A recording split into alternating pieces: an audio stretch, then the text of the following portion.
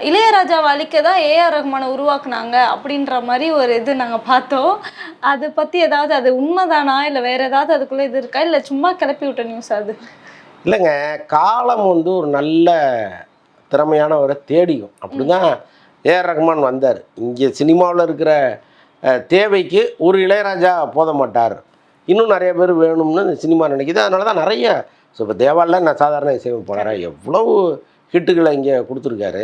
இளையராஜாங்கிறது அது வந்து ஒரு உலக அதிசயம். ஒரு ஒரு இமயமலை மாரி. அத நீங்க நகர்த்தவே முடியாது. அது பெர்மனன்ட் பிளேஸ்.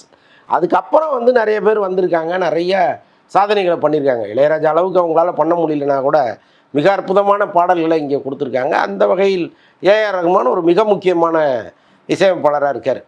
ஒருவேளை இளையராஜா வந்து ரொம்ப எல்லார்ட்டயும் ரொம்ப அணுக்கமா நடந்துக்கிட்டு, ரொம்ப அ எல்லாரையும் அன்போட ஒரு அரவணைச்சு, யாரையும் வந்து எடுத்தெறிஞ்சு பேசாமல்லாம் இருந்திருந்தா கூட ஒரு ரஹ்மான் வந்திருக்க மாட்டாருன்னுலாம் சொல்ல முடியாது. கண்டிப்பா.